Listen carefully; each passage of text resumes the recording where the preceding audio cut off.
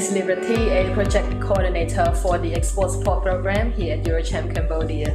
EuroCham is organizing a series of interviews which we call Exporter Stories Interviews, where we seek to understand the stories behind each business, what inspired the business ideas, and also the challenges they faced beginning to export their products. The purpose of these interviews is to inspire also other business owners or the companies that are looking to export their products as well.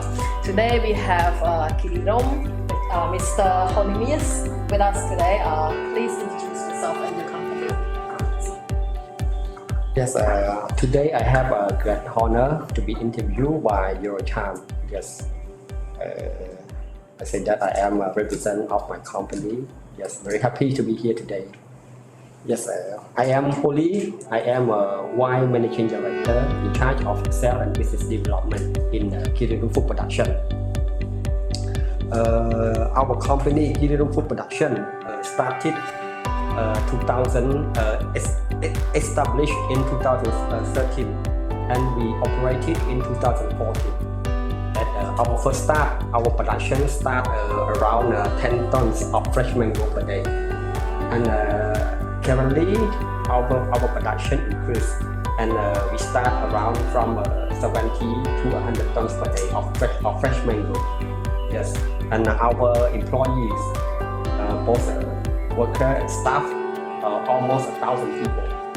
Yes, almost 60% are women. Yes, and special thing, Kirirom Food Production owned by 100%, owned 100% by Cambodian local lady. Yes, we are proud to be like this. Yes. So can you share with me as well why the majority of the workers are women? Is there a reason behind that?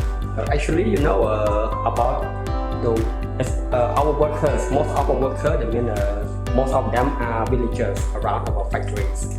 And for example, the workers, most of the workers, like in the peeling section, most of them almost are women. So that's why our majority, we can say that 60% are women. So can you? Because there is no man as to be a worker for cutting or peeling the mango. Yeah. Can you tell me what was the inspiration behind all the business idea, and what inspired this idea? Yes, what inspired us to make the Kirirom Food Production?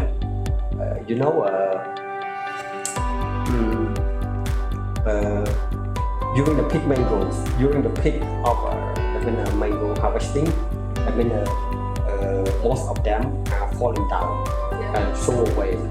That's one thing, and another thing, our farmers got a big loss at the time also because the price was cheap.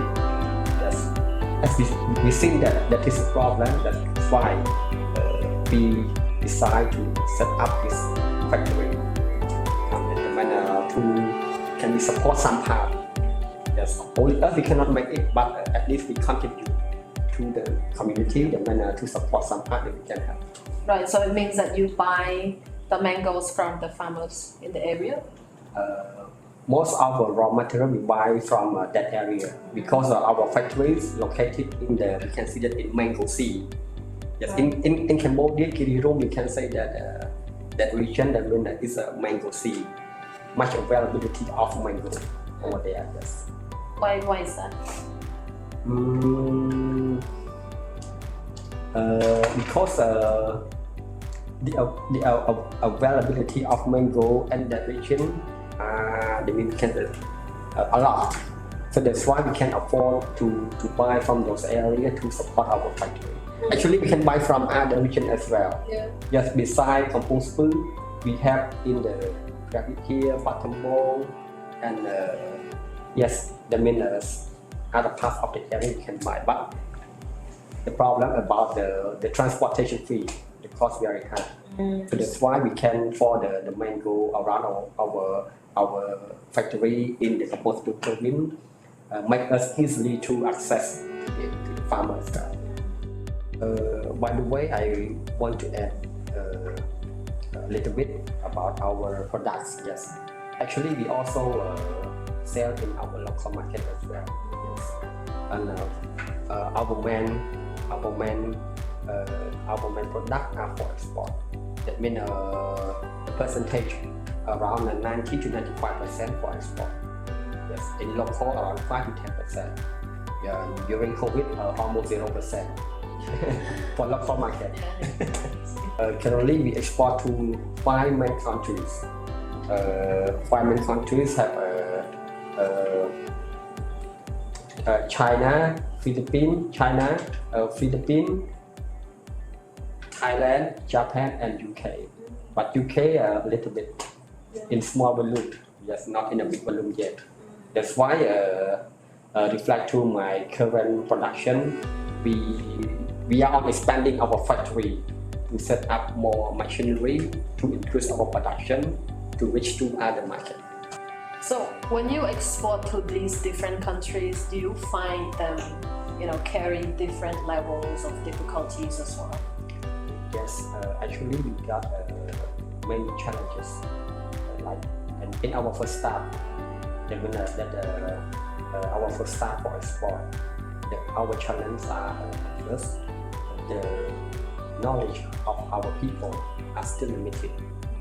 Yes, at the time, also market as well.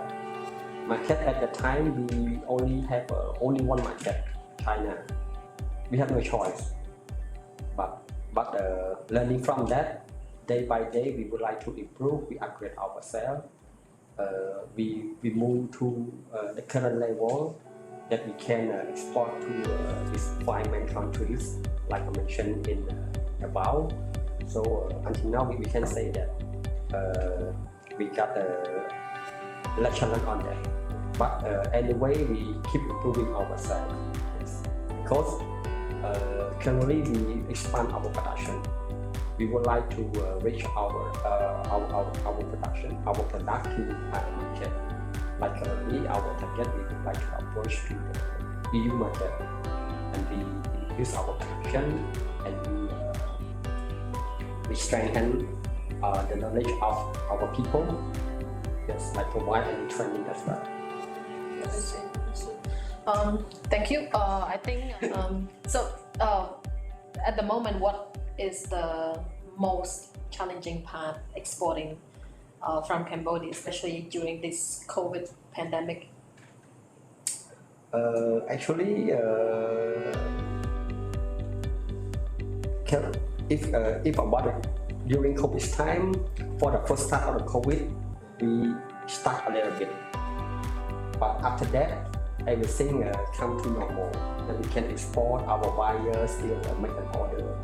We can export as normal also. We can say that it might be a less effect from the COVID-19. But at this moment, also much challenge as well, especially about the logistics currently. Yes, because congestion of containers, congestion of the containers make the cost of logistics, especially freight cost, come to be very high, double, triple as well. That is the problem currently. Yeah. I see. Going back a little bit, when you mentioned almost 90% of the product is for export, is there a special reason behind that? Actually, for the demand of this product at overseas is our local, so I think a little bit. So that's why our local market so a little bit small on that. Yes. I see. So move on to another question, which is pretty important as well. Do you have any perspective to process other fruit besides mango? Actually, besides mango, in Cambodia we have many kinds of fruits like pineapple, papaya, bananas, etc. Most of them we can process to the dry products.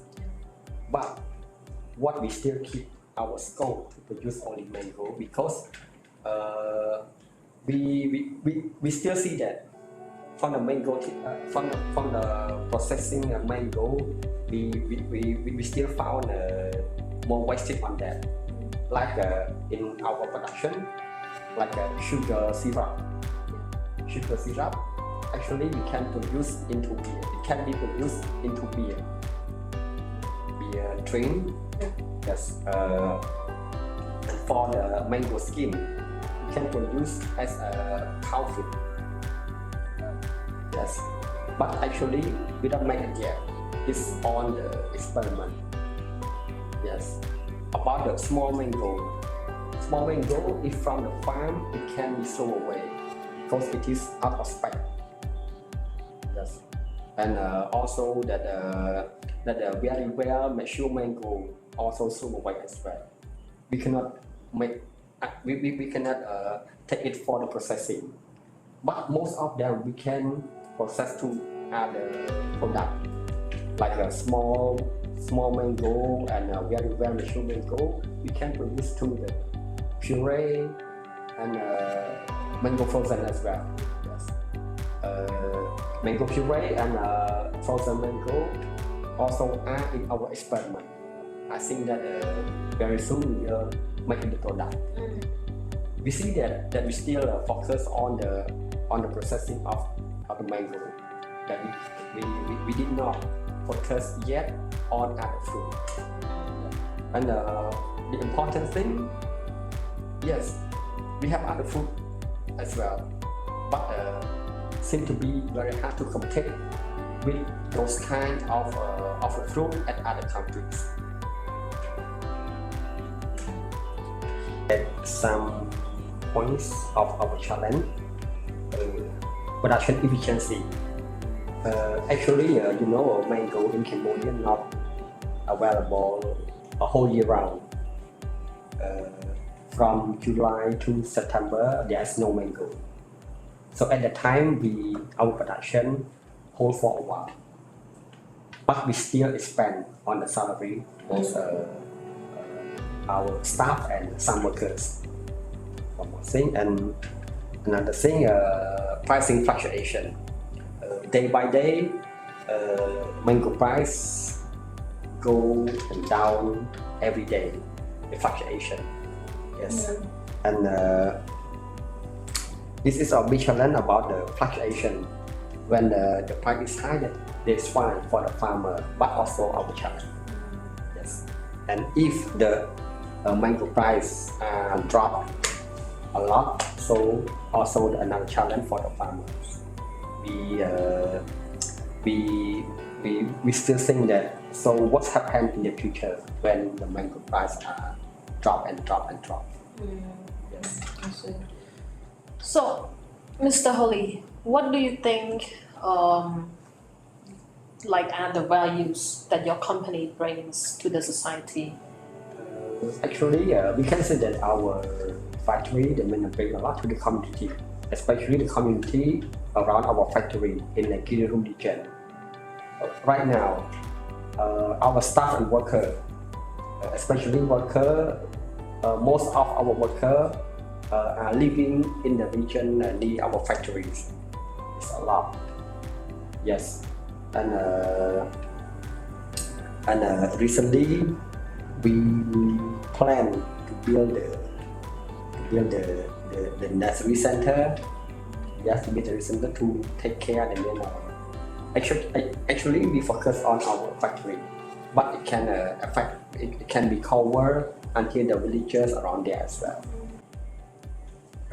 Beside the nursery center that we build for our employees, along with the villagers nearby, we also establish a school nearby as well. Yes, and another thing, we supply the clean water to the around 80 households nearby as well. Yes, they will be coming soon. It's on our project coming soon. So yep, that's the end of the opportunities and challenges part. Next, we will move on to the final part, which is the lessons learned part. What would be the experience that you would like to share? The experience, if we would like to export our product to other country, we have to put standard in our factory, because the better you put our standard in our production in our factory, so we can improve our people capacity. For example, at my company, when we start to expand our market to other countries, we start to put standard in our production. So day by day we improve ourselves. Yes. Actually, some countries not require any standard. Also, our first export as well, we export to one country at our first start, not require any standard at all. We can do it. But we want to improve ourselves, we want to strengthen our staff, so we have to put standard. Yes. When we get any standard, so we can enlarge our market to other countries as well. Because some countries require. If we don't have any standard, we cannot access to that market. Like recently, our perspective, we would like to expand our market to EU market. EU require BRC. But currently, we are on progress to achieve BRC. On progress, we not get it yet, but it's on progress to get it. So when we get this BRC, yes, okay, we can go to the EU. Okay. Thank you. I think that comes to the end of our interview for today. We have learned quite a lot of new challenges, or some challenges are not new. Challenges such as the production price and things like that. And also we got to learn some of the values that Mr. Holly and his company shared as well, in order to, especially for manufacturing companies who are looking to export their products into another market, into an international market. It is important to maintain the standard in your production space first before you decide to export your products into another market. So thank you very much, Mr. Holly. Thank you for joining us today, and I wish you all the best. Thank you.